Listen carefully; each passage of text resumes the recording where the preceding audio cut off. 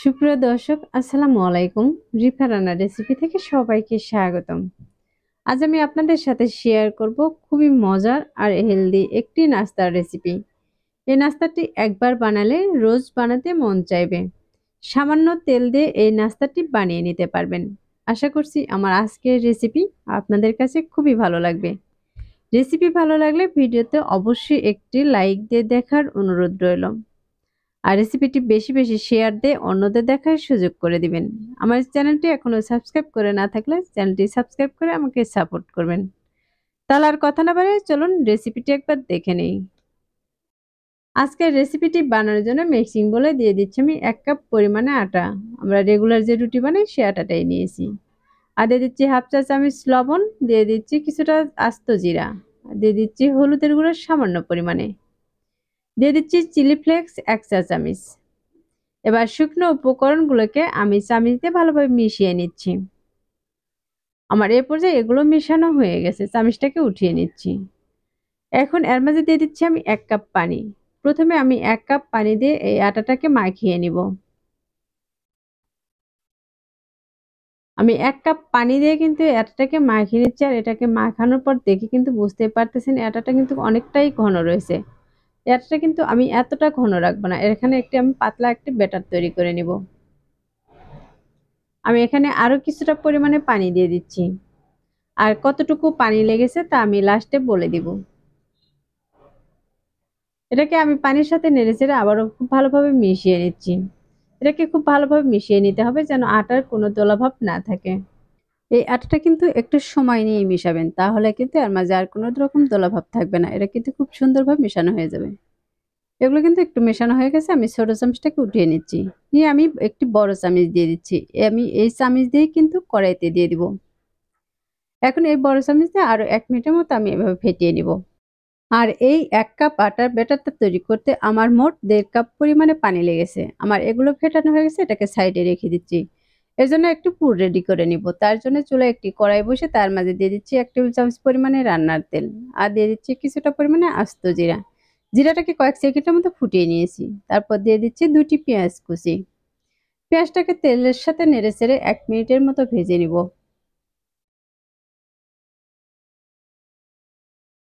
আমি এই পেঁয়াজটাকে নেড়েচেড়ে তেলের সাথে 1 মিনিটের মতো ভেজে নিয়েছি। আর এগুলো ভাজার পর দেখতেই পাচ্ছেন এই পেঁয়াজের কালারটা কিন্তু একটু চেঞ্জ হয়ে এসেছে। এখন এর মধ্যে দিয়ে দিচ্ছি আমি 2টি আলু। আমি আলুটাকে এরকম ছোট ছোট করে টুকরো করে কেটে নিয়েছি। এবার আলু আর পেঁয়াজটাকে আবারও আমি 1 মিনিটের মতো ভেজে নিচ্ছি। আমার এগুলো ভাজা হয়ে গেছে। এখন এর মধ্যে দিয়ে দিচ্ছি আমি 3টি কাঁচামরিচ কুচি, দিয়ে দিচ্ছি 1টি টমেটো কুচি।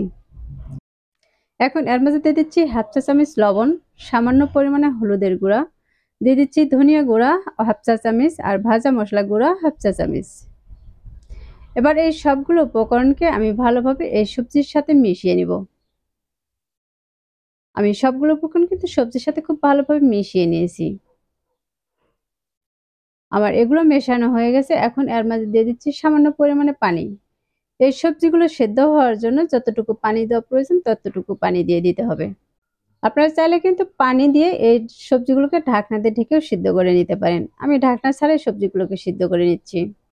আর এই আলুটা কতটুকু সেদ্ধ হয়েছে তা কিন্তু একটু চেক করে নিতে পারেন।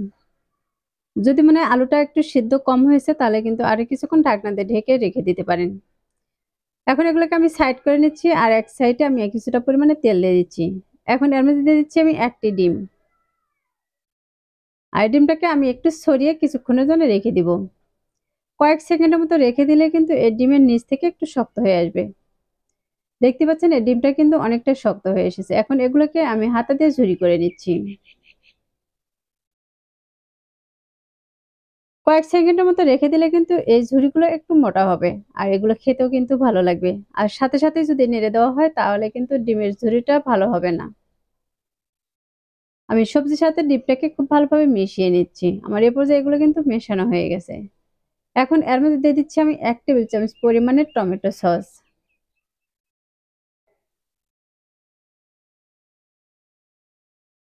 সসটা দিয়ে আমি সবজির সাথে খুব ভালোভাবে মিশিয়ে নিচ্ছি।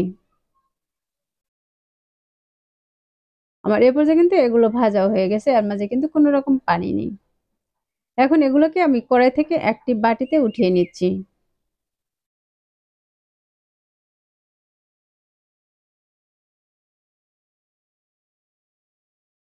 আমি এই সবজিগুলো কিন্তু বাটিতে উঠিয়ে নিয়েছি। এখন যে ব্যাটারটা আমি বানিয়ে রেখেছিলাম সেটাকে আমি আরো 1 মিনিটের মতো এভাবে নেড়ে চেড়ে নিব। কারণ ব্যাটারটা কিছুক্ষণ রাখার কারণে কিন্তু এর উপরে কিছুটা পরিমাণে পানি ভেসে উঠেছে। এটাকে আবারও ফেটে নিলে কিন্তু এগুলো খুব ভালোভাবে মেশানো হয়ে যাবে। এখন এখান থেকে আমি 1 চামচ করে ব্যাটার আমি কড়াইতে দিয়ে দিচ্ছি। তার জন্য চুলায় একটি ফ্রাই প্যান বসিয়ে গরম করে নিয়েছি আর এর মধ্যে সামান্য পরিমাণে তেল দিয়ে দিচ্ছি। এখানে কিন্তু তেলের পরিমাণটা খুব বেশি দেওয়ার প্রয়োজন নেই। এখন আমি 1 চামচ ব্যাটার এর মাঝে দিয়ে দিচ্ছি আর এই চামচ দিয়ে কিন্তু খুব সুন্দর করে ছড়িয়ে নিচ্ছি।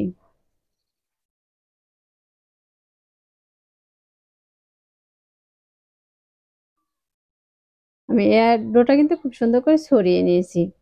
এখন এর এক পাশে যখন একটু হয়ে আসবে তখন এটাকে আমি উল্টিয়ে নিব। দেখতে পাচ্ছেন এই রুটির এক পাশে কিন্তু একটু শক্ত হয়ে এসেছে আর কালারটাও চেঞ্জ হয়ে গেছে। এখন এরপর আমি যে ভাজিটা বানিয়ে রেখেছিলাম সেখান থেকে কিছুটা পরিমাণে দিয়ে দিচ্ছি। আমি কতটুকু সবজি দিয়েছি তা কিন্তু দেখে বুঝতেই পারতেছেন। এখন আমি এক পাশ থেকে এভাবে উঠিয়ে নিব। এবার আমি অপর পাশ থেকে এভাবে উঠিয়ে নিচ্ছি।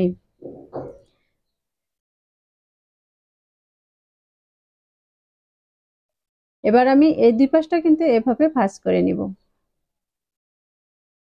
তাহলে কিন্তু এর ভিতর থেকে আর সবজিগুলো বের হয়ে যাবে না।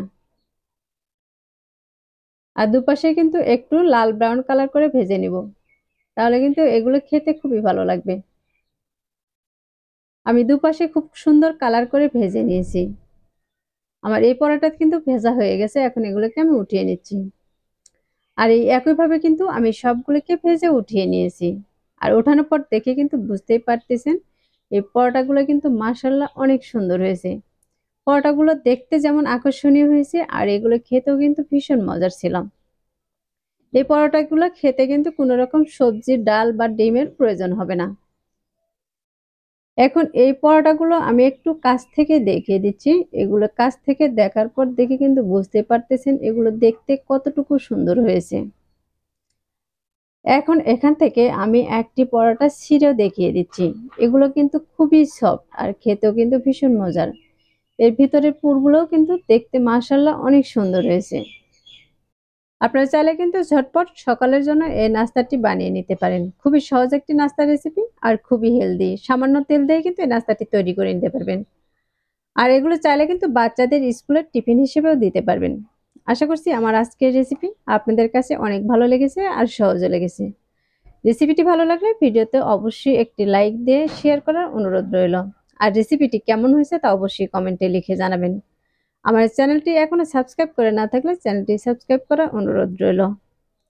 পরবর্তী রেসিপি দেখার আমন্ত্রণ জানিয়ে আজকের মতো এখানেই বিদায় নিচ্ছি। সবাই ভালো থাকবেন, সুস্থ থাকবেন আর আমার ভিডিওর সাথে থাকবেন। আমার জন্য দোয়া করবেন। আল্লাহ হাফেজ।